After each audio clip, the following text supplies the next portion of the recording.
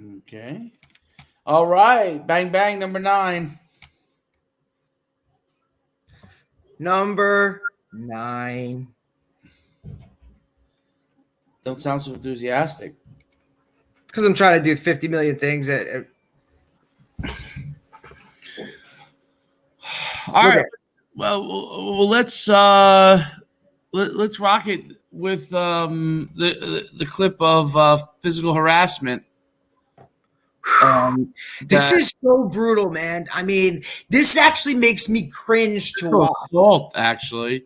And look, it's been what is it? Streaming? No, it's been, I don't know what the word I'm looking for. Viral.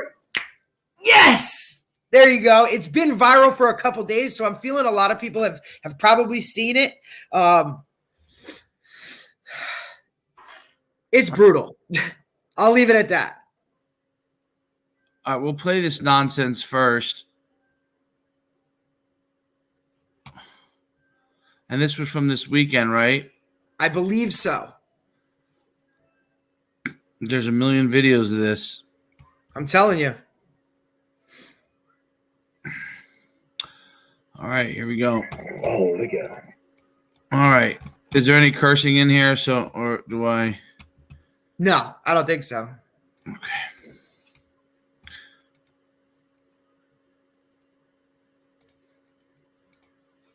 This is it, right? That's it. Look at him. Whoa. What? Oh. What the hell? I don't know who's narrating or whatever, but it's kind of funny. And he hits him again. He knocks him down. And the other coaches don't even react to it. No. Like this is going viral. What the hell? How old do you think those guys are? Those kids. Shaking them? Throws them off the... What the... What the heck? Now... All right, so you want me to go first? That guy should be arrested, and the key should be thrown away. Now, one of the things I did see is that this was possibly his own son. Who cares? Exactly. That's my point. I don't care. That's not a reason to justify this, man. I mean, what are we talking about here, dude? Like, this is what crushes me as a coach. There's no spot in the game for this. He's literally decking the kid twice. He decks him twice. He's a kid. He gave like a wind up, man. Like they look like they're like 7 years old, 6 years old. I can't see these kids being more than what I mean. Second grade, third grade. Yeah. You know. Yeah, that's a problem. That's a major problem. That's I can't. Let me pull this off my thing because I don't want to look at it anymore. That's bad. So my thought is that guy should be arrested, and if it's his kid, he probably shouldn't be around this kid till he understands what it's like to be how you're supposed to parent. If it's not his kid, they should just lock him away, and keep him locked away for quite a while. I just don't know. Look, it's like that show. What is it? Friday Night Tykes, right? Where we're talking about all like this. This happens a lot, and you see this a lot more. So we've even had this discussion about how you see a lot more of this stuff happen at this level. Obviously, with a lot of like I call daddy ball and things of that nature. But look, man, this is not okay in any way, shape, or form. No, it has to be. It's not acceptable. Something should be done, whether it be something done directly by the team. Like I said, hey. You're a parent. How about nobody else steps up, like an assistant coach, or how about somebody come flying out of the stands and take off his coach's head? That's what almost makes me think that it's his kid. Right. is that the other coaches didn't even react, because I can't imagine. Oh, that's interesting. I'm just reading some comments here. I don't know if it is his kid.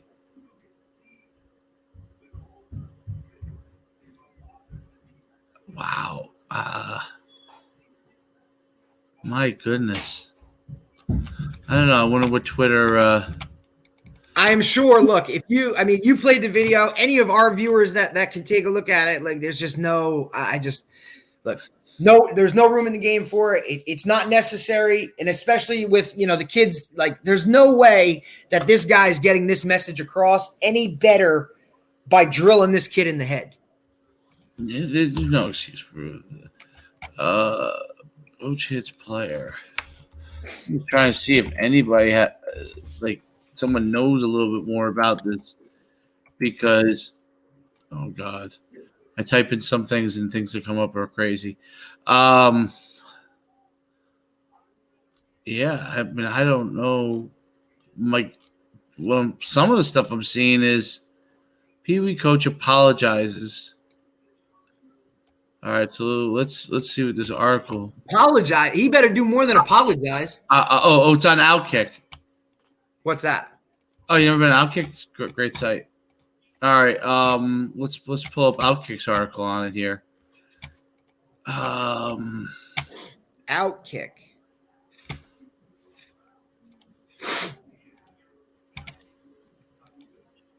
Yeah, it's like Outkick's like one of the fastest growing. Oh, nice. All right, so Outkick, youth coach finds himself in crosshairs of LeBron James and the majority of Facebook and other social media. Oh, so now the big wigs are speaking out. Oh God, LeBron James. Yeah, he identified as. Why you think why LeBron James wouldn't do that to Bronny, his kid? No. Well, I mean, no one should do it to any kid. The coach identified as Anwa Cobb says an apology video. Oh, they gave his name. Woo! He's an adult for not going to make excuses for what I did. I was wrong. I shouldn't have disciplined him. I apologize. Ken to say he forgave me, and his parents forgave me. No one else is bashing me. What? What? And I don't mean to laugh and to downplay the seriousness of it, but in order for me not to become outraged on an entire different level, I have to laugh, because look, I'm not a parent by any, at least I don't think I am. But if that's my kid, I don't know if this guy makes it back to the sideline. The Gators Facebook page posted a message seeming to defend the coach, saying he is a good guy that just took it a little too far. A little? Please keep the negative comments off this page. This organization has great coaches. We understand. We all saw yesterday was disturbing, but let's not blame everyone for one's man. No one's blaming everyone for one man's actions. Although the other assistant coaches should don't hold them back or say, hey, they're just in my eyes they're as much at fault as the guy who's doing it. Him the first time. The other assistant coaches should have grabbed him and said, "Yo, go cool down." Like, take a break. And you know what? He probably would have calmed down, is my guess. Right. He wouldn't have done that a second time. No, but I mean, should have done it ever. But the organization is not at nationals. We only have two age groups at 7U and 9U with only coaches there. The guy in the video is our 9U coach. He's a good guy. Took a little I mean, come on, man. There's this guy with his apology. LeBron fired 3. Bad news for Cobb. Ain't no way. I mean, that's rough, man. Oh, he's got his own. It's on his Facebook. Of course. This isn't the first time Anwa found himself in trouble. 2 years ago, his wife Alexis wasn't too happy with his low down. I don't know if that has anything. That doesn't have anything. Where is that? How do you get that information? See, dude, this is what I'm talking about, though. Like, you are not free from anything. Like, something like this pops up, bam, it's viral. And then all of a sudden people are talking about something your wife said 2 years ago. Okay, I guess he cheated on her. Bad move, bro. Well, that's highly irrelevant to this situation. So that just takes your eye off the ball for condemning him for what he did was wrong here, and it sounds like they got the I don't know. Yeah, this is it's a rough spot right here, bud. That's just craziness. Well, I think he might not ever do anything like this again as far as coach. The kid's a 9-year-old. A 9-year-old. Anyway, all right. Well, let's move on. That's rough. That's rough. That's guy, 9 years old. Put you in what grade? You'd have to hold me back. You wouldn't be able to hold me back. Oh, there would Anwar Cobb would be the late Anwar Cobb. That's crazy. Wicked. The world we're living in, man. That's craziness. All right. So next topic, a little slightly more positive, but not yet to full positivity. New Jersey state rankings. I'm sorry. New Jersey state all state teams came out today. Okay. I don't know exactly how they choose all these things. I get the first, second, and third team for the most part. Maybe there's a couple players I don't necessarily know about, but when we get down to the group level, and it starts to become political. You're going to have political on your first team for the most part. When you have the best teams usually reap the spoils, and that is how it should be. But there is some things in some of the groups that I think you have to measure who people play against in some of these conferences versus what other people play against. If someone has a good record, that's great. Good for them. If they have a good record and they played nobody, good for them for having a good record.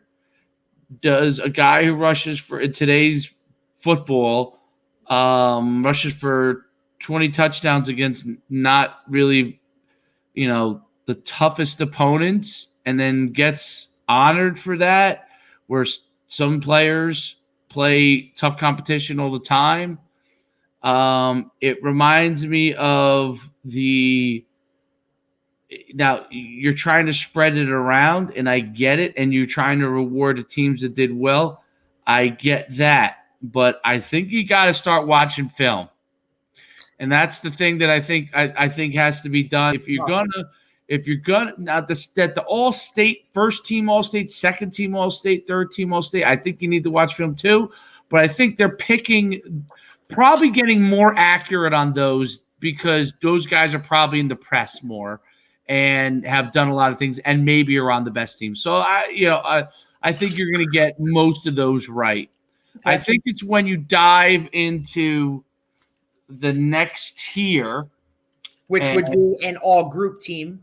Now you're taking it from all state to now you're limiting it into, in 1, 2, 3, 4, 5 parochial. So there's ultimately 6 all group teams. Right, statewide. That's where I think you need to start looking at, who people play, watch a little bit about their film, and not just purely stats. And I'm not just speaking for our team. Okay, we did get one player honored, and by the way, the all short team also came out. My difference between I think the writers and coaches are going to be much more accurate on the all short team because it's localized, and it's what they see all year. They see it all year. So whether you agree or disagree, they definitely have better information locally, right? When you get to the all-state level group teams, I'm sure they don't have quite as much information, and people from different regions are recommending different guys, and you're trying to equate competition. That's a difficult thing. I think you have to look at it, and I'll just use I won't even use us for an example. Okay, I'll use teams that played in our. I'll use a comparable team like Ocean, for example. Okay, I don't know if they had anybody on there, but they did an offensive lineman, I think. yes. Okay, so he definitely deserved to be on there. Maybe there was another player that much tougher competition than some of the other Group 3s that I've seen that had players in there. So we know who the teams who have been very good over the past few years are. They are definitely represented in there. But when it's some of the other guys that they've put in there, I mean, listen, North Jersey, let's like people who are team of the year that are from some of these other divisions, come down and let's play some of the teams down the shore. Let's get these things matched up because hey, that makes it easier for the media to take a look at and compare guys. Easier, yeah. You have a better idea. Do you want my outlook on this, or what? Like, I think I'm going to talk time, and then I'll let you go in a second. I don't want to. I don't want you going too crazy. No, my final statement is this. So we talked about last time with playing North and South and so on and so forth early on. And then we have to have a state championship that goes all the way to the top. One more game. You got to do it because then when you start to pick these things, you can match up like opponents when you get to opponents is big. I just think that's a big deal. The other thing, and I'm going to use Greg Toll as my example on this. Okay, when we beat when we beat the all county meetings. Okay. Right. And this is your personal experience. I want people to understand that. You've been in all county meetings with the Godfather. I wish, well, I guess the Shore, who won these de facto conferences was how they did it.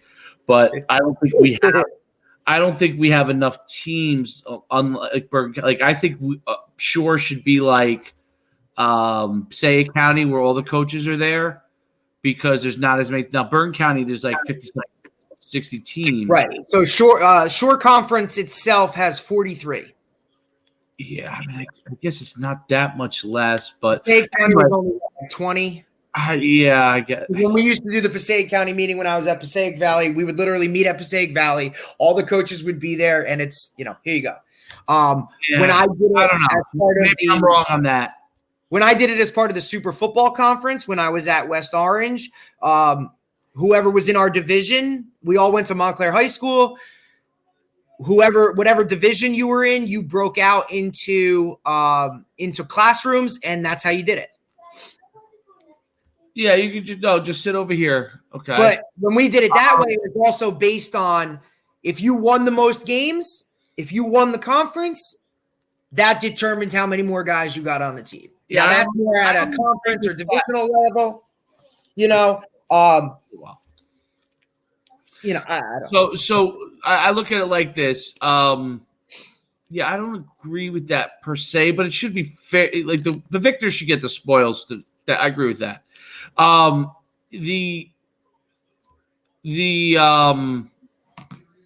do I want to say on this? Oh, so as far as when you did, so what Toll basically said, we used to sit there in the all county meetings, and I was quite a few of them. And one of his things was, and this was when he was at Don Bosco, and it would come up, and he'd be like, "Well, I don't know. Let's say a kid from a smaller school, because I was at like a mid-sized school. A smaller school had mind-boggling numbers. Okay, like St. Mary's, for example. Their running back would always have like 30 touchdowns. He was good. They were good, but they played. Small Group 1 schools, and they were parochial and they were power at the time. And their coach is a legendary coach, but the point is he'd have these mind-boggling numbers, okay? And he might be going to, like, let's say a D3 school. And then you would have, I don't know, let's say, I'm not even saying it was a Bosco kid, but like, let's say it was Bosco won, but he was representing, like, let's say a Bergen Catholic. Not well. I don't know. Back then, he wouldn't represent a Bergen Catholic. I don't know. A Ridgewood kid, okay, from the league or something, and he puts him up, and they go, well, this kid had only 18 touchdowns and 1,000 yards, but he's going to Rutgers, right? And I don't know, but kid's on full scholarship. Maybe he should be first team all-county guy. And so that was kind of the discussion. Like, if your kid was an FCS or a FBS scholarship level guy that had a scholarship, was going somewhere, right? There was a priority for those guys, okay?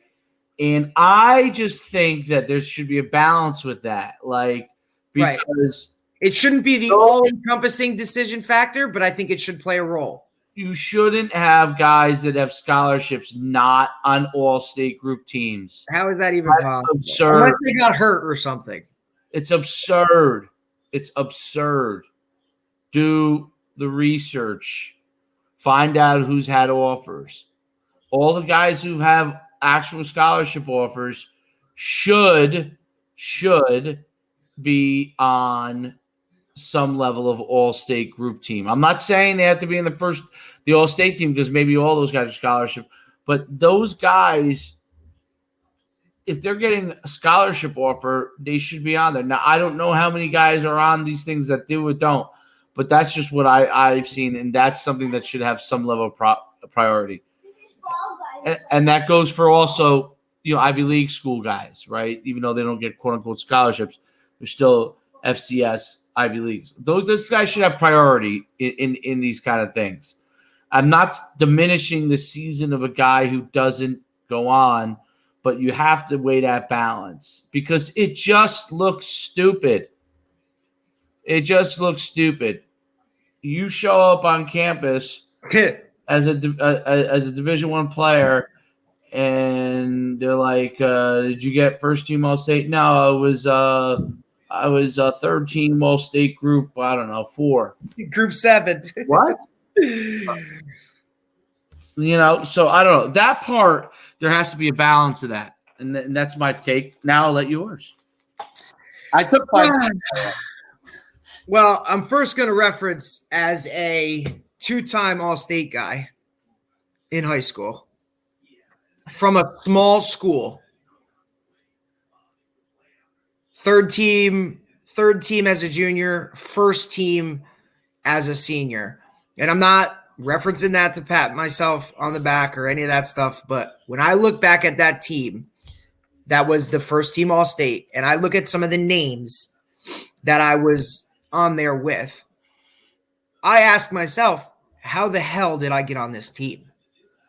Because, this would have been, the 03 season. So I'm on there with Dwayne Jarrett, Brian Cushing, Brian Toll, Mike Teal, Marquise Liverpool.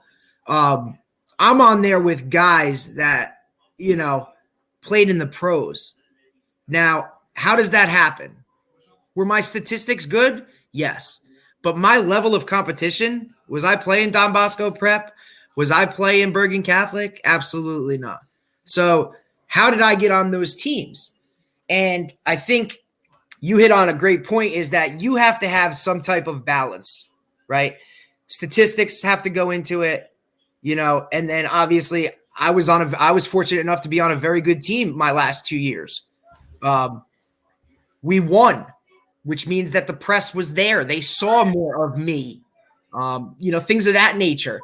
I think that stuff all together has to come in order to get on these certain teams. Level of competition, 100%. If you're playing against nothing and you're accumulating all of these stats, all right, well, what happens when you really play somebody who's a higher caliber? Well, that happens when you kind of get into the playoffs, or how good your team is, right? You start to see better competition. I also think that the other factor, and this year may be different than other things else, you said, some of these guys making these teams should watch film or look at certain things.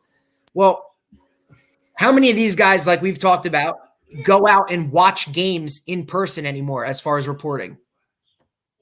Probably not a lot, right? And if they are, how many games are they doing a night or a weekend? And are these guys even full-time writers? Or are they just doing this as something that they do? You know what I mean? I think that factors into it. How much – sometimes I don't know if the media understands how much putting a name on one of these lists means to a kid or means to a team. And I'm not diminishing the kids who got it, Me neither. Oh, absolutely not. But absolutely not. That's not what we're doing. That's not what we're doing. We're not downplaying any of the names on this list. They earned it in some way, shape, or form. They deserve to be there. We're just questioning the way it's presented. Methodology. Right. So is there a methodology of how they right. Now, if we talk to one of these guys and they said, look, this is how we determine it, right? They've been a 3-year starter. They're going Division I. They're doing this. They're doing that. Like, if you give me the 1, 2, 3, 4, 5, all, like, in order to get first team All-State, you have to check these boxes, right? If you gave me that, all right, cool. That's I think first team All-State's not that hard. Because they're choosing the best teams and the best players from the best teams for the most part. When you get into the all groups, mind-boggling numbers. Right. It's when you're getting into the all groups and it starts to trickle down. Right. Now, how are you doing it? I understand. There needs to be some sort of specific methodology that takes – and I haven't even – I think that's a big – And why is there so – like, you got all division – all conference, all league, all county, all whatever, all this, all that. Like, you got the Super 100, you got this. Why are there so many? I like that. You like that there's a variety. I do. I think there should be all division, all conference, all county, all state. North Jersey, they have all North Jersey. I get it. I don't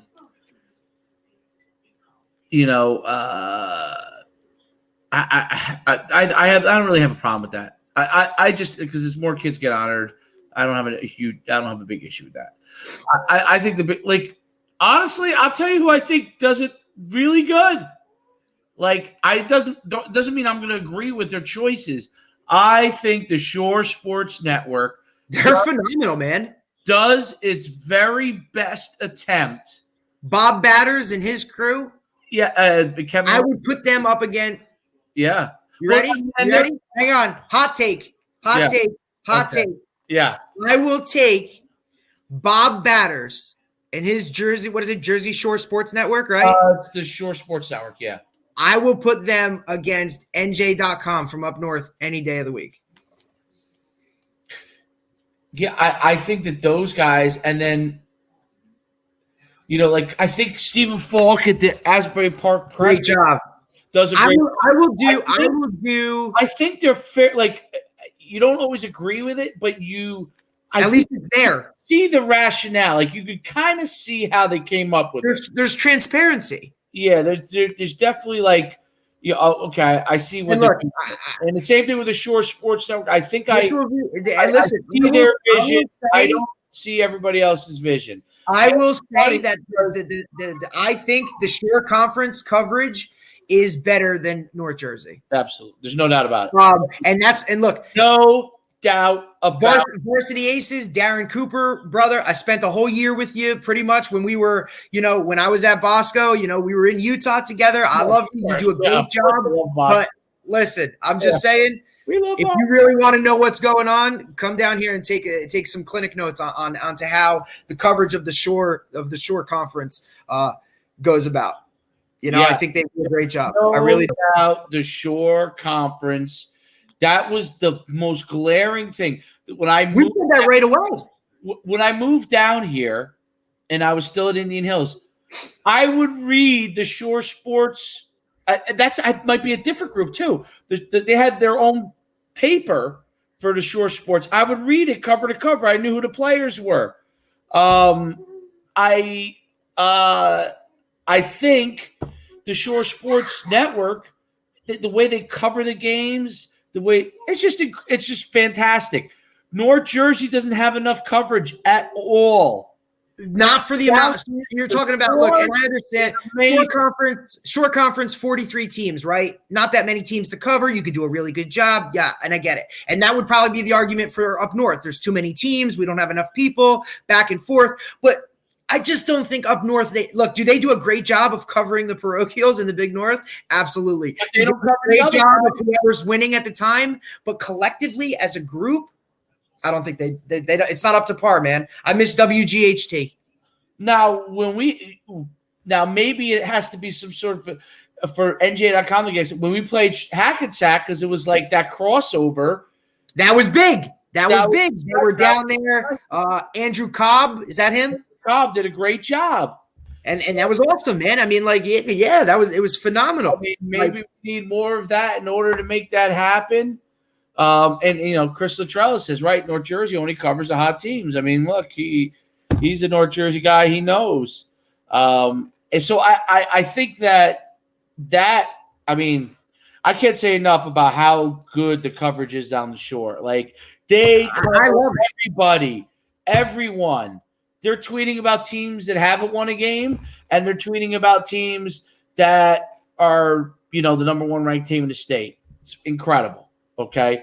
People can definitely take lessons from that. And totally I think those guys are making too much money from it. Maybe, I don't know. I don't know how it works. I don't think so. I mean, it's a passion for it, and I think that North Jersey could do the same thing. Everything's on Darren Cooper up there. Everything. And that's it. Ooh, I like that. Chris says we need this. New Jersey High School Football Network. You ready? I mean, I'm ready. It's just that I'd have to hire somebody else because I'd be too biased to my own team. But you hire somebody to do it.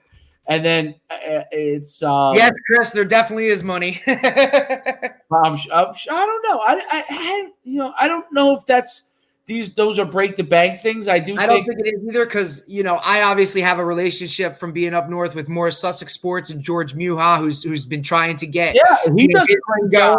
He does a very good job. And listen, and he sticks to the Sussex Sports, right?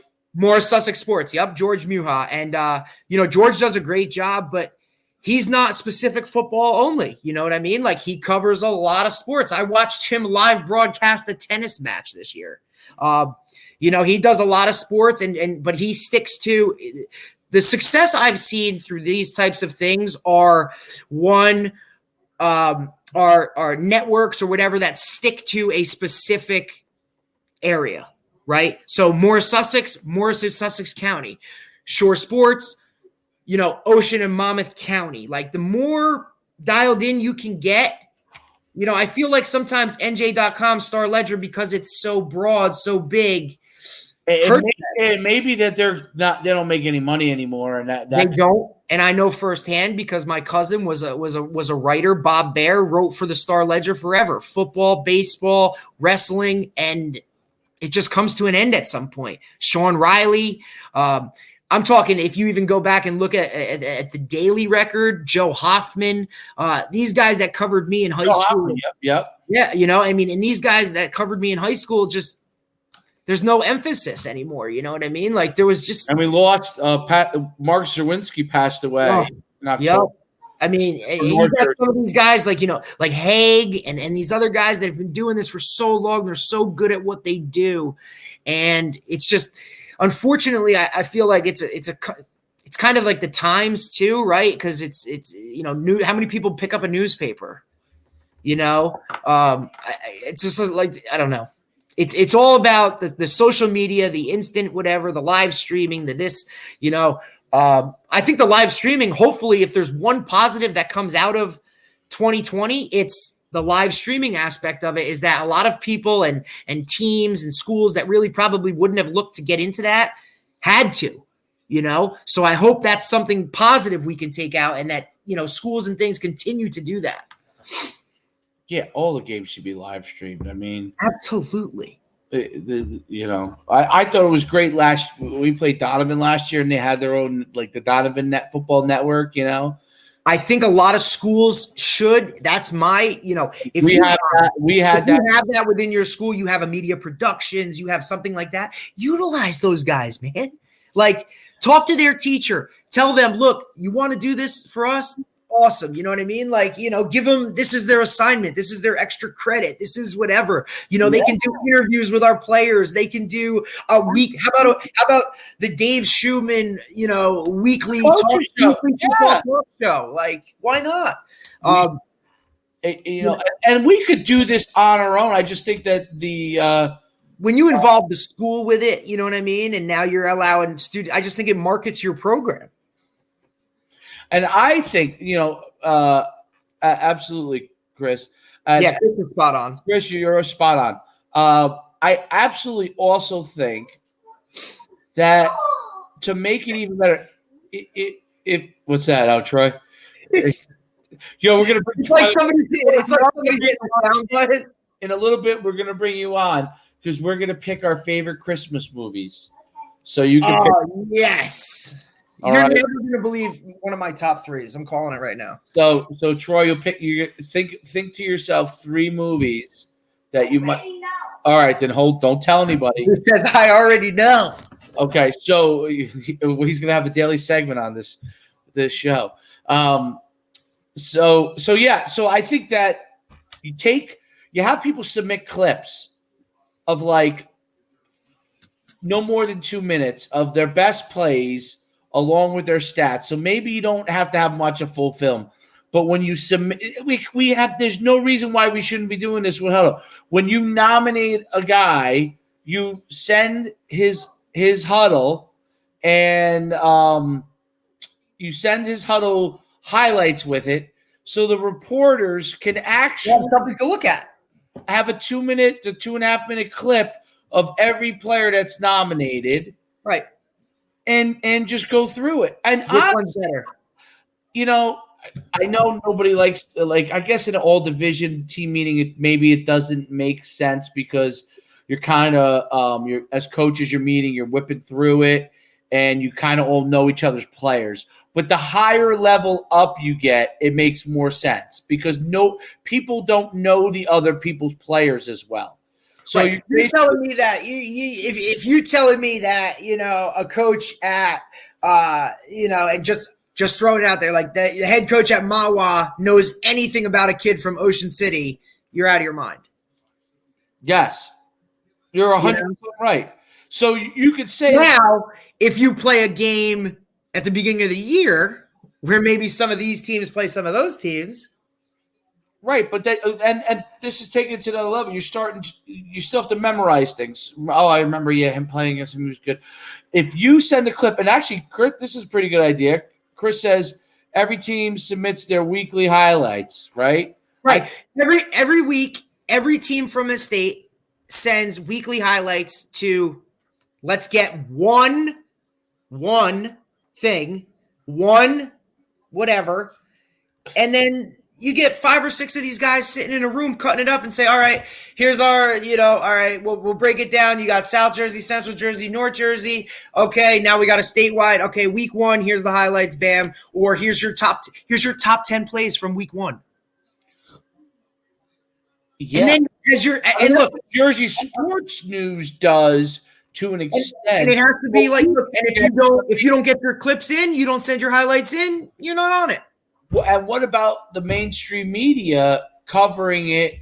So they have the clips. When we what I would love to see when I'm reading the All-State team, okay, in the old days, I'm going old days like when I played, pictures and a blurb about them because you're on VCR, or actually when I was in high school, it was still 16 millimeter. So you're not going to put clips up, but now you have Huddle. So it's so much easier. Underneath Casey Larkin. You just clip stuff up. And Chris has a great idea. Chris said, do a 1 hour podcast a week. Look, when it was, Mike Quick used to do Quick 60, right? You know what I mean? Like, News 12 does. That's that one. You know why Mike Quick's thing went away? Because they started, MSG wanted to charge. Right. Remember that? Yeah. And they wanted to charge. And my whole thing is, and Mike Quick was tri-state. That was right. He was doing it for free on regular TV network. The MSG network. When MSG network went away from it, Chris, not everybody has Exos though. But sorry, but not everybody's on that level. Yeah. So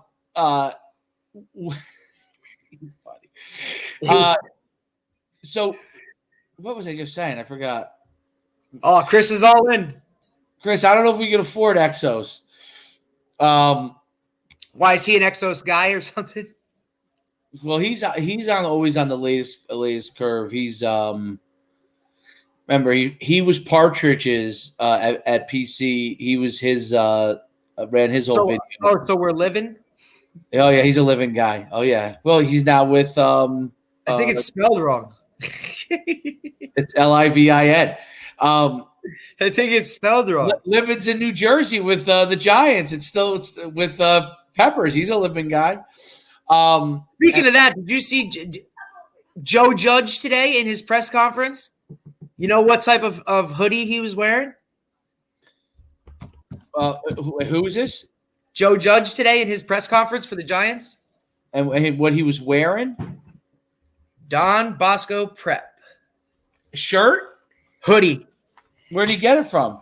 That's my question. Do we think does he have kids? Does somebody go there? Well, who does Peppers ain't signing off on that one. He didn't give him it. That's for damn sure. No.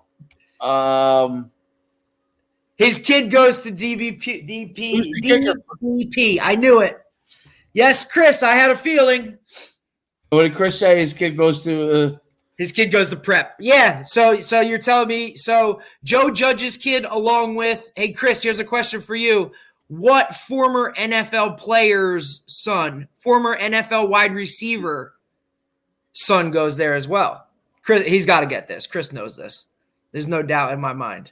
Goes to Bosco right now, you mean? Goes to Bosco right now, and this NFL player coaches at prep right now for helping out. He was a wide receiver. Oh, that's nice. I like that. This is Joe Judge's quote? Yeah, that's Joe Judge's quote. Because one of those reporters had to ask him about it. Yeah, especially New Jersey, right? I mean, think about it. That's like whoever out in California wearing a yes, sir, Nate Burleson. Please tell me you remember him. Yeah. His kid goes to Don Bosco? Yeah, he's a monster. Interesting. Both his kids. Yes, I know, Chris. Yeah. But I do think those are some great ideas, like highlight videos. So first of all, we want to see it as readers, right? Don't you want to, when you go on NJ.com, how much would you love to see the name of the player, the little blurb about him, and then his highlights, right? Like without having to pay $3 a month. Well, I'm saying, yeah. I mean, so you could get sponsored. Why can't we get sponsors for that? Because you're telling me, why wouldn't any sponsorship for that? I mean, I'm just saying, why would someone would? Any local freaking pizzeria, man, would throw a couple bucks. You know what I'm saying? I mean, I'm talking all this, listen, high school sports. People love high school sports. I agree with you. Paywalls in Troy, you got to wait for the Christmas special before you come on. No noise. Yeah, look at that. No Troy, noise. Do you have a Santa hat, Troy? Troy, do you have a Santa hat? No. Are you sure? Yes. Okay. Do you have elf ears? No. Oh, man. You better tell Mommy she's got to get you a Santa hat and some elf ears. I don't have any elf ears. You can't buy elf ears. You need to have elf ears. All right. Aldane. Yeah. Sorry for butchering your name. What is he? What does that mean? What does that mean? Used to be electric in Jersey.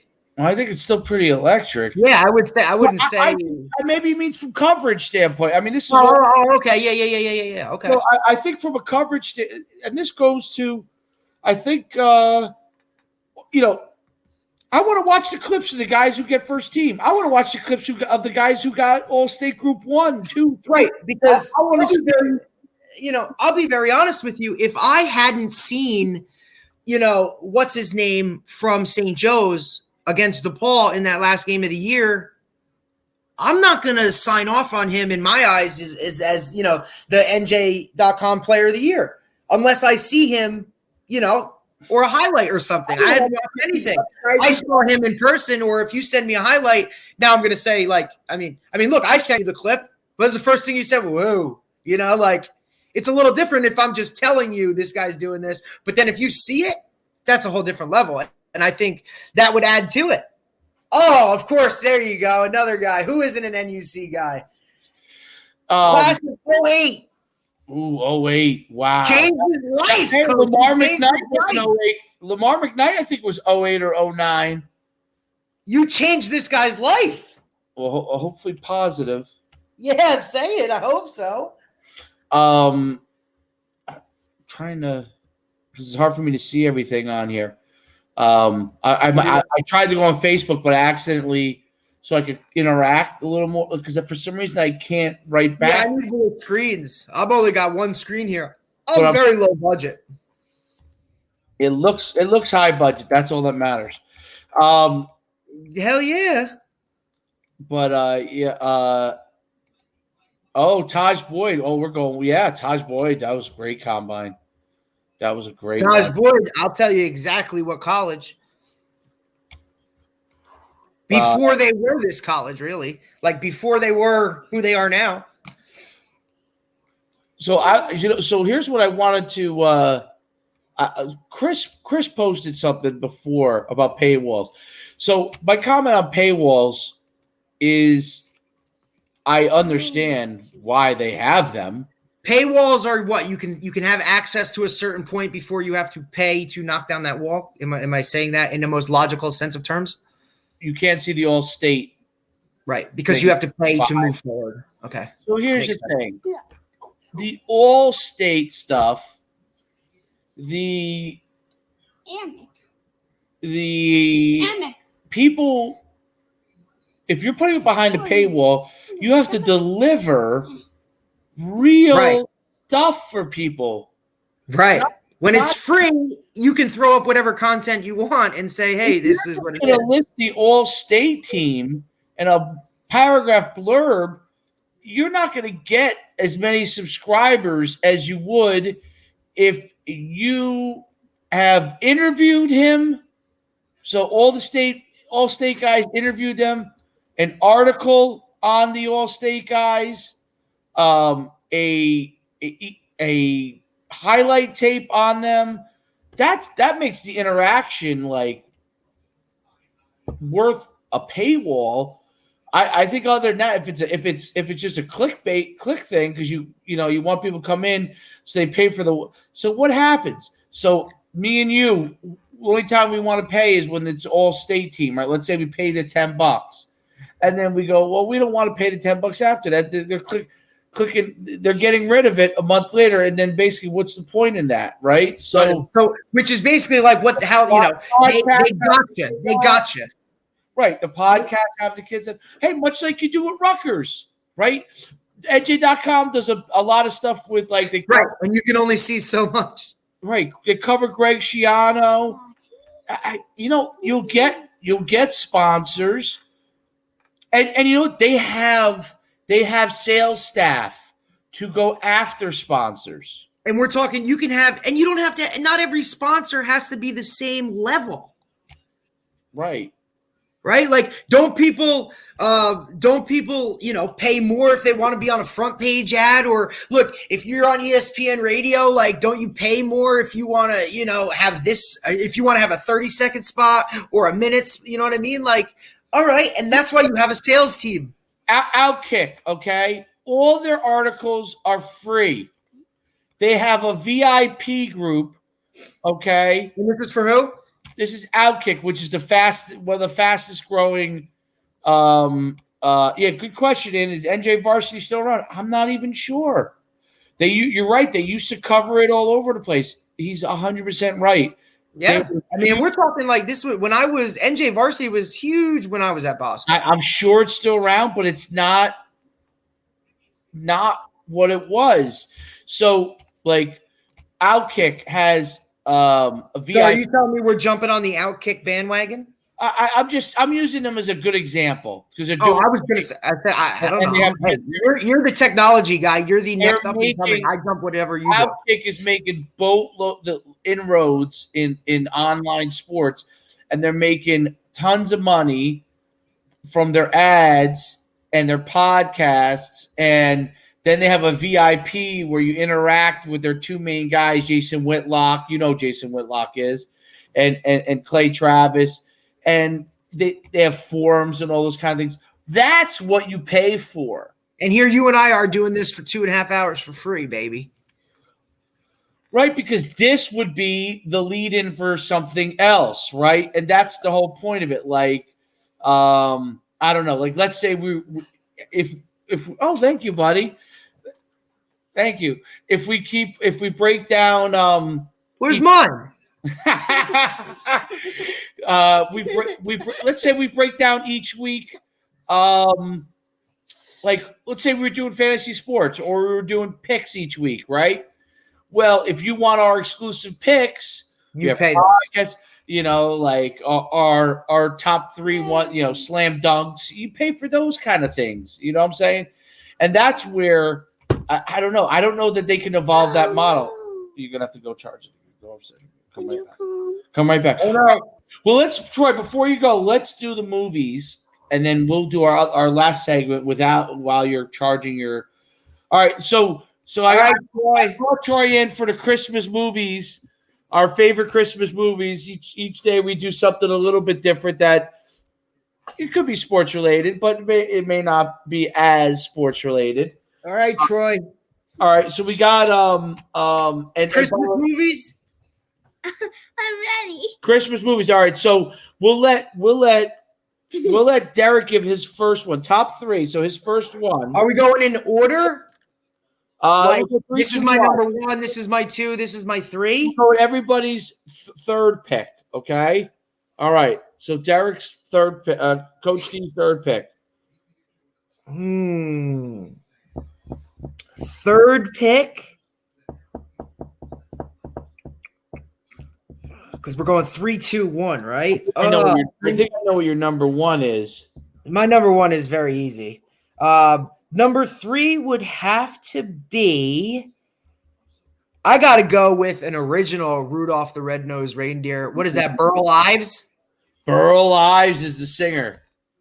He's the snowman. He's the Frosty, right? Frosty the Snowman. Frosty. Yeah, the narrator. So that's what I got to go with. Troy, your third, not your top one, but your third favorite. Okay. The Elf. The Elf. That is a fantastic one. I'm really not a fan, but I like The Elf personally. That's your 3? That's Troy's number 3. Okay, my number 3. It's pretty obvious. It's pretty obvious what? But what my number 3 is? I just like you, Troy. I just like you using the word obvious. Yeah, that's it. Okay, my number 3, I'm going to go with Frosty the Snowman. I knew that. You knew it. Okay. All right. Then we go with Coach D's number 2. This is going to shock you. It's a Wonderful Life. Ooh. Love that movie. That's on my list, but it ain't number 2, which is my tip-off. Okay. A great movie. Jimmy Stewart. Love that guy. What is going to be eaten? Where do they live? They live in Beaver Falls? No? Yeah. Pottersville. No. Right. Pottersville is what it could have became. Okay. I just like that era, though, man. Oh, yeah. Great. Yeah. Number 2. Great era. Santa Claus. Santa Claus the movie. Yeah. Who's in that?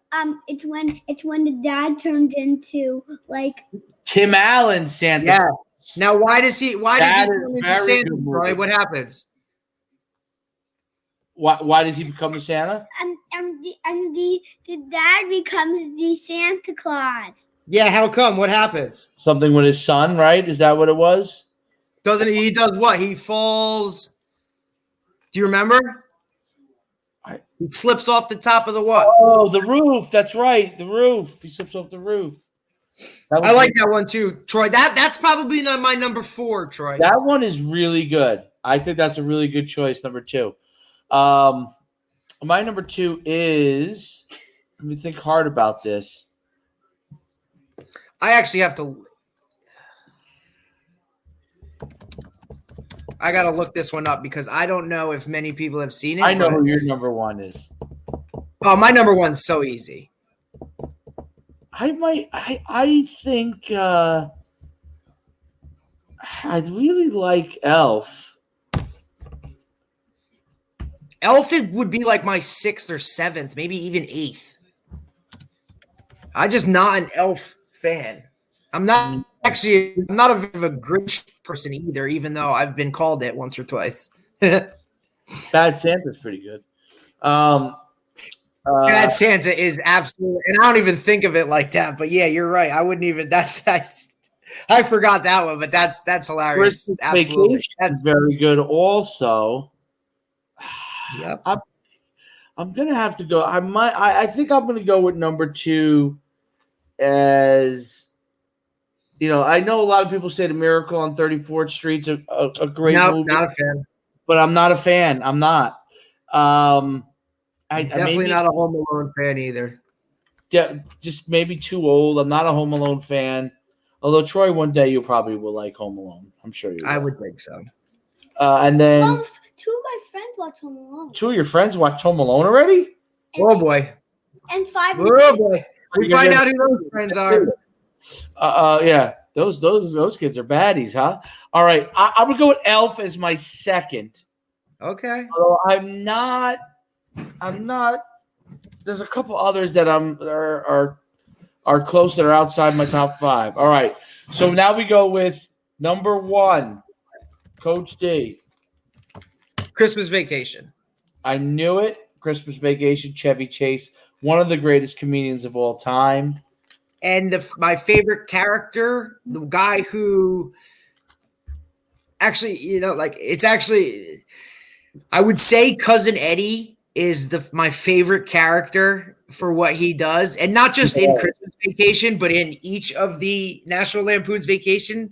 But the aunt, I think it is it his aunt that makes that movie when she stands up and starts, I pledge allegiance to the flag of the, when she starts going off and then she wraps up her cat as a present, like she makes that movie to me. I don't remember that. I remember a tree that's too big. Doesn't he have a tree that's too big for the house or something? It's monstrous. When he cuts the thing, it goes out the window, breaks everything. And he has all the lights, there's a squirrel in it. And the lights and everything.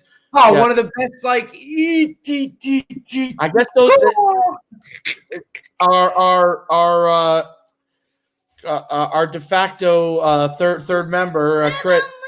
Oh, we're coming to you next. Chris Troy, this is it. Troy, you're up. Is, Elf, Frosty, and Rudolph. With much respect, we do have Rudolph, Frosty, in each one of us in different capacities, and Elf in there. Troy, number 1. I need to know what your number 1 is. It's pretty hard, but it's. You say it a little louder into the mic here. It's. Who's your number 1? It is easy. It's gonna be.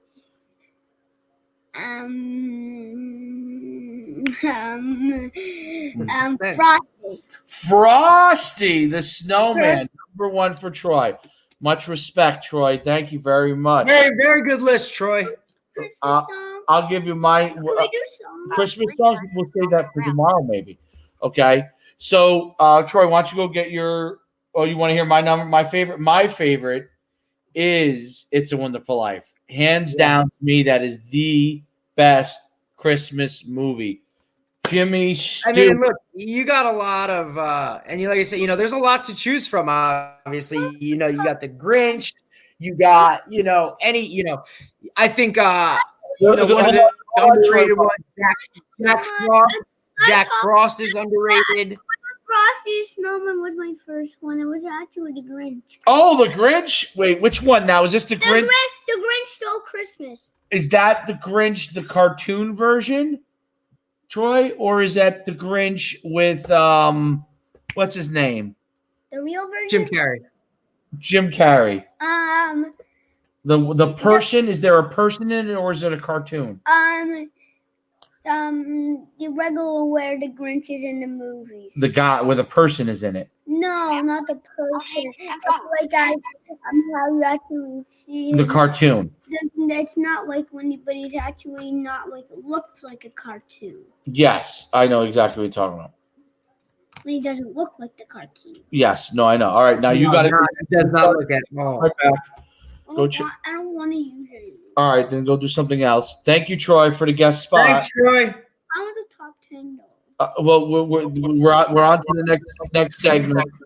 I will tell you one of my, and this goes right along, but it's a very obscure type of, but Santa Claus the movie. But I had one more Christmas movie that I liked. Well, what is your other one, Troy?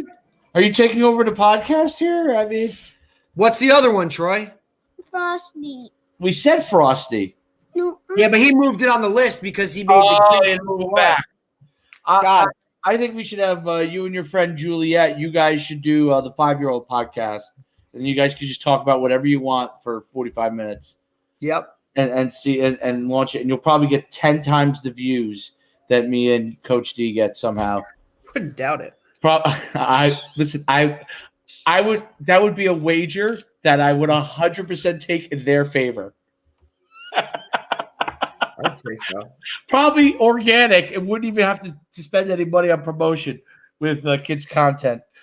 They'd become like what's your guy that you watch the toys with? What's the show? The guy Ryan. Ryan's Toys from You. Ryan Toys Review. So, all right, Troy, go. Let us finish the podcast. Thank you. Great job, Troy. Thank you for your guest spot today again. Tomorrow we'll have you back on something else. Chris gave us a great idea. Maybe we do best book. So think about it. Your three favorite books for tomorrow. I got them done. What? Just like that, done. All right. Well, we'll save that for tomorrow. And then you will be shocked. So, speaking of books, and we were talking about The Outsiders, right, the other day. That's it. Get Santa out of it. Troy, we're trying to do a professional job here. Your mother. Santa's joining it. All right. Hey, you go. All right, Troy. So the other night we were talking about The Outsiders. Yes. So I'm flipping through the channels and The Outsiders was on TV. I'm like, oh my God, amazing. So Jen says, what's The Outsiders? I almost dropped. I said, wait a minute. We read it in school, Jen. Like, she must have missed that. It's actually a short book. It's only 130 pages. Yeah, she must have missed those 3 months. So I had to explain the whole story to her. And then it was, oh, isn't that the guy from Dirty Dancing? I said, Patrick Swayze? He's in it. I said, yeah, that's him. So, I just thought it was, it was coincidental that happened. And then ultimately, I found on Netflix, it was like a new, like, little small series on like behind the scenes, the movies we love. And it was funny because one of them was Dirty Dancing. So it gave you the whole behind the scenes on Dirty Dancing. The other one was, there was a Christmas one and then there was a regular one. It was Dirty Dancing and Ghostbusters. And then the Christmas movies were, they talked about Elf. They talked about Home Alone. The Nightmare Before Christmas, which I love, with Tim Burton. Yeah, that's actually, you know what? That might be up there on my list too. Forgot about that one. I like Tim Burton. And then the other movie was apparently Die Hard is a Christmas movie. It is. Well, it takes place during Christmas time, if you remember. Well, here's the thing. Don't judge. Never seen it. I like the first Die Hard. I think I never saw it. I don't even really remember it. Although, do you know where Bruce Willis went to college? Yeah, William Patterson. No. Montclair State? Montclair State. He did. Oh. I knew he was a Jersey guy. I didn't know that. He's a Red Hawk, baby. He made it out of there. You can make it out of anywhere. Oh my God. That's brutal, man. That's brutal. It really is true. You can make it from anywhere. Wow. Shot fired.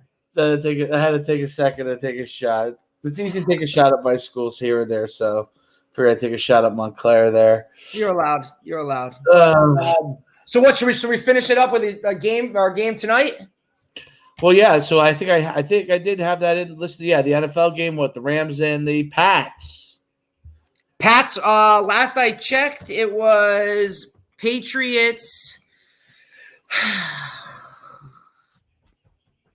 Patriots are getting 4.5.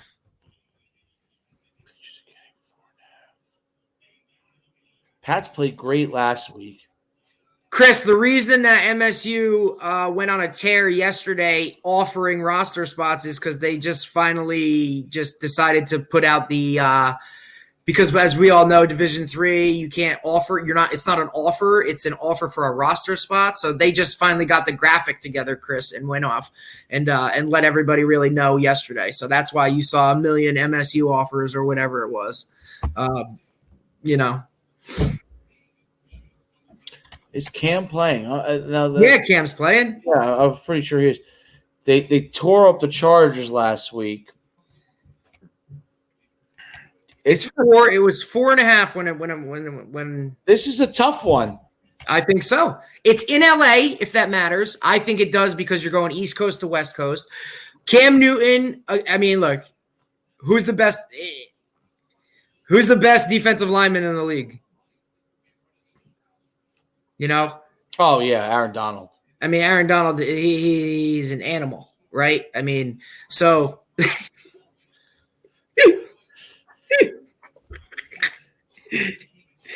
Troy, thank goodness I have. I didn't know it was Halloween. Thank goodness I have the ability to juggle multiple things. We have a ghost. So now we have a ghost. All right, Troy, can you do me a favor? Take a seat. Yeah, the Rams are favored by 4.5, and I'm going off FanDuel. The over under is 43.5.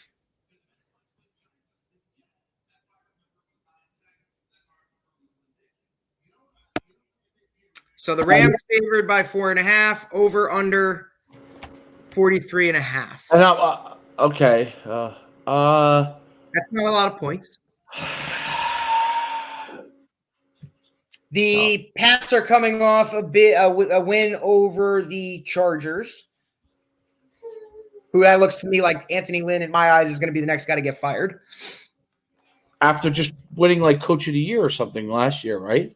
But he's looked so bad. I know. I'm just saying. I think he was Coach of the Year like 2 years ago or something. Or last year, was it? Or 2 years ago? I don't know. And when they wear their yellow pants, God, the Chargers look horrific. Like, oh, man. Like, I understand that might be traditional, but, like, we're talking Kellen Winslow, man. Like, this is, like, these are, like, bring the times to now.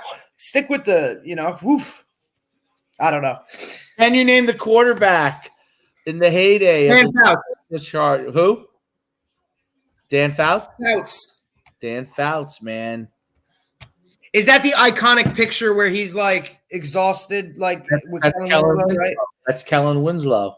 And that was a Super Bowl? No, that was like that might have been, he might have broke some record. What was that?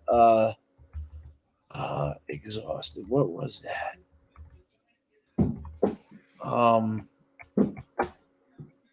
Divisional playoffs. 13 receptions for 166 yards. That's a lot, I guess. The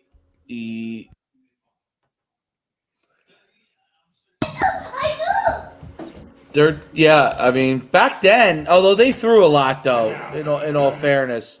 What year was that? That was 81. And he blocked a field goal, the game-winning field goal. What? The tight end played on the extra point block team? Kellen Winslow was great. I like this. So Chris says, is Cam playing? And then he says winter coat to match the hat tomorrow. I'm assuming what he's referring to, and I don't know if you know this. Cam Newton each week matches his coat or his outfit to his hat and actually has a hat guy. I was going to do this, but I think I've realized that I do this a lot within shows, so I'm trying to dial it back. He has a hat guy that he sends what his shirt is or what his whatever is, and that guy makes him a specific to that week hat for every single game. Sends away everything. I mean, Cam is fashion 101, but that's a little much to me. Not my fashion. No, he wears. But then again, if you watch the podcast, you will know that fashion is not my thing. Your thing or my thing? Because I'm pretty sure that my attire consists of maybe 2 colors, black and white, and then we rotate Nike shirts. I wear gray sometimes, and then I wear my RB armor. I've seen you wear burgundy pants with a burgundy shirt, maroon, whatever you want to call it. Yeah, I've seen you wear some burgundy pants. Yeah, that's about it. Yes. Now the games, I start out with the intent of looking decent, and then either it's too cold or too hot. So either down, to my basically a t-shirt. Yes, Chris, it is crazy that I know that about Cam Newton and his hat, but football junkie, man. Like I know useless information about a lot of stuff. Yes, I do know that. Yeah. So what's your pick? So my pick, I'm gonna go out on a limb since I've been losing. Oh! You have been keeping it close to home. I'm going to go with the Patriots. So you're taking the Patriots plus 4.5. Because we're getting 4, right? Yep. Yeah, I'll take the Patriots. It was originally 5.5. When I checked again this morning or earlier in the day, it had moved. So the Pats plus 4.5. Over under 43.5. I say over. 43.5. You're taking the over. I think so too. Because I have a feeling like the Rams alone are going to light it up for at least 21. Now, if you bet off of me, you're a fool. So yeah, listen, we're not exactly. Look, I'm not RJ Bell here, even though a lot of people like to rip him apart. And I'm sure it's who's that guy? Jimmy the Greek. Right? Wasn't that the guy back in the days, right? Jimmy the Greek. Yeah. Was that him, Jimmy the Greek? Jimmy the Greek. That nowadays he wouldn't even made it to the office before he got fired. Yeah, but nowadays I can grab my cell phone and bet right off through the freaking internet, and it doesn't have to be an offshore account. What do we got? What is it? DraftKings. We got DraftKings, FanDuel. I mean. Right? Like, it's just across the board. Oof. I mean, I like it that I'm close enough. I could hop in the car, and 45 minutes later, I could be sitting at a table in AC. Well, tomorrow's show, we're definitely going to cover Army-Navy game and then a bunch of college football because then Are they having fans? The Army-Navy game is going to be played. Chris got me. Okay, so we're good. Is Army because this is a very rare year where the game is actually. Do you know where it is being played? West Point. It's at West Point. Yep. See if you can pull up the quick graphics. Somebody redecorated the field. It has something to do with type that in. See if you can pull it up because it's pretty. it's a classic Army thing. You know what I mean? Like Army Navy feel different, remain magical. It's definitely magical. Well, it's something so funny. Just somebody rearranged some dummies at what is it, Michie Stadium? Mikey Stadium. MICH. What is it? MICHIE? Yeah, Mikey. I think it's Mikey Stadium. Is how you say it. So, what does their field look like? Just this week, I think some of the cadets had a little bit of fun, and it looks like they rearranged some of the tackling dummies or whatever to spell out "Beat Navy" across the one end zone because it has Navy in there for the game. Oh, Army Field, Army Navy. It is, Chris. I've seen a couple games there. It used to actually be a yearly thing for me and some of the other coaches that I've worked with at different staffs. We used to go up there and catch an Army game every single year. So I've seen a couple games up there. I love games there. What an atmosphere, man! What an atmosphere up there. You got to climb that hill in the meeting, but other than that, it's great. The parachuting of the game ball to midfield, awesome. You know what's great about when you go up to West Point, and I've been to West Point and Navy, and West Point and Navy. Yeah, I've been to both. Great places. Like that. But West Point, like when you think about the generals that have come out of West Point, the history. Grant. I know Robert E. Lee is vilified, but Robert E. Lee. You're just looking at every important person of the Civil War. MacArthur.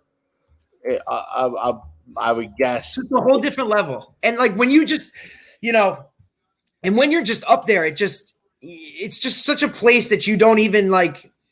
You wouldn't expect it to be, you know what I mean? Because you're in like, pseudo, I call it pseudo upstate New York because it's not really upstate New York, but it's upstate New York.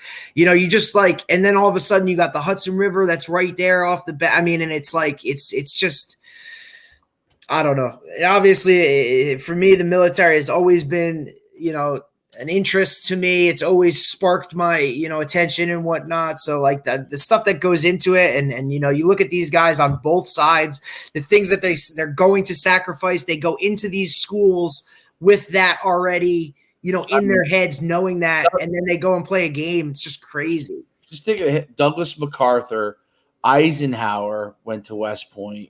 I'm sure there's a multitude of presidents. Grant, Lee, was George Patton? I'm sure was. Let me see. One of the best scenes in a movie ever. Great movie. George Patton. Let me see. He went to West Point. It's so interesting how, like, these great leaders all came from. They were all taught the same stuff. Yeah, this one place, and the history. The rivalry itself is awesome, right? It carries. I don't know if as a young person they appreciate it as much, but over time. Have you ever been to an Army Navy game? Me, no. Would that be a bucket list? That is a bucket list. I think that's something you kind of. It's just. If I could go this year, I would go. I mean, obviously. I wonder, are they having fans? Did you figure that out? I don't know. I doubt it's just New York. They USAA playing the Army Navy sweepstakes. No, I don't think so. And I wonder how Navy feels about the game being played at Army. Because normally it's what they usually play it either in Philly, right? I know a couple years it was at. It's always in Philly. Really? I thought for a while it went back and forth between MetLife and Philly. I know it's in Philly. I'm not sure. Maybe it has. I'm not sure. That's not something I'm 100% sure on. I was always in Philly. I guess we'll do it tomorrow, right? We'll make a pick. Yeah. Although I will reference that there they're all New Jersey kids on I believe both sides. I know definitely. Definitely is. I know one is one is the starter from Bosco. I know that for a fact. Our Army every year and Navy every year has New Jersey guys. There's no. But Navy was a great place to play too. Like we played a game there to open up when I was at Bosco. We played down there against Gilman School. What a great place, man! It was an awesome great place. It's two totally different places. I think when recruits visit, like I'm assuming a lot of the players who get offers from Army probably is probably also interested in them. And which way do you want to go? You know what I'm saying? Which way do you want to go? Three. I've been to West Point. I've been to Naval Academy, and I've been to Air Force. See, that's the one. That's where I would really love to visit. Air Force is really it's in Colorado. Is that what is that? Colorado Springs? Picturesque wise. Oh yeah, mountains. Air Force is the best, and of course we got the mountains, but they have like an West Point, man. West Point in that fall with the foliage, looking over the river. I mean, that's pretty amazing. And then Naval Academy, that harbor, is pretty amazing. It's pretty amazing. But as far as the, I just feel like Army. When I was at Army, I felt like you just get a different feel. You really do. Yeah, you just get a feel like it's almost like you have a feel of like not in a spooky way, but you feel like there's ghosts around you, like watching your every move, like in order to, like be respectful or understand where you are and how much the importance actually plays a part of it. You know what I mean? It also takes you back to like, what were they protecting back then, right? We're here because of these people. The Hudson River was a main area to be able to control. Main. I mean, there's stories about submarines coming up that far during World War II, things like that. That's what I think with fighting off the British and the French, I believe. Even way before that.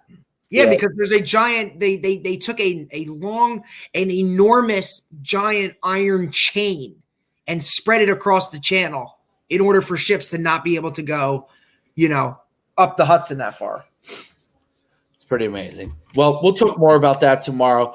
And then tomorrow, we got here. Okay. He gave us a couple of players. Yeah, Kyle Brennan was one of the few 4-year starters from. Hey, Pat Walsh, one of our. I played UConn. I'm sorry, buddy. Another UConn guy. Oh boy. Hey, Pat might crush. He's 6'9". And then Chris Latrella gave me Pete. Okay, these are guys starting. Yep, Brennan was. Yep. One of the few. Like I said, one of the few guys to ever be a 4-year starter, along with. Tony Jones. Oh, was he really? Berger, and ultimately, I guess Jabril was a starter as a true freshman and as a freshman and a sophomore until he left. But I believe those are some of the only 3 guys that have ever started 4 years at Bosco. But we could talk about more of that tomorrow. So Pat Walsh, another one of your teammates here. He was our left tackle. He was great. So you guys went up against each other probably daily when you were. He, I think, started from the time as a freshman. I was on the offensive ball the first couple of years. Then when I moved to defense, maybe Connecticut guy. No, Long Island. Oh, still Long Island? Pretty sure. Good for him. So yeah, I think we're good. So tomorrow we'll cover the picks for this college games, I guess, and the NFL. And then definitely the Army Navy game. We'll talk a little bit more about that. And it came and then I hope Coastal doesn't have a letdown against Troy this weekend. I guess we'll have Troy on as a guest again. No, Coastal is playing Troy. He's in Connecticut. I didn't know that. He's in Connecticut. Congratulations there, Mr. Walsh. I love Connecticut. All right, so you love Connecticut. I do. I love that state. Although I don't like what they're doing to it. And they didn't play football. I said that's what I said. I don't like what they're doing to it. What Chris' suggestion was favorite books, right? We'll go with that. Should we do football books? I guess we could do. How about what if we split it and we did football books and books? Jen, you were referenced on the show today because you never saw The Outsiders. Oh. She gave me the K. So you know what that means. Well, we'll see. We'll see you guys tomorrow. Thanks for sticking with. Hey, our interaction's getting better and better. Yeah, Chris, really appreciate it, man. Obviously, you know who Joe Beningo is? He's now on the Fan. He's a late night guy. Joe Beningo started out as a caller at the Fan. Like he was like a big. He used to call all the time, and then he just worked himself into a job. They gave him a show. He was so good as a caller. Well, that's like the dude. There's a dude every morning on with DiPietro and Chris Canty and DCR in the morning. He calls in every morning around like 9:50ish and does trivia. He gives them, 4 questions or 3 questions, and he does it every single morning, and it's become like his spot. And now that show is moving to 5 a.m. and they're taking that guy with them to that spot, like the new spot that they have. Well, we already have one extra segment. We already have the Troy segment now, which is our top whatever we do. Listen, this is show number 9. Look, we're growing. We worked ourselves a segment. We're gonna have a segment where we bring Chris in for some stuff. So we got to think about that. Maybe I'm gonna think about it. Chris, you think about it yourself. We got to work into this segment. All right, you guys have a great day, and we'll see you tomorrow. All right, later, guys.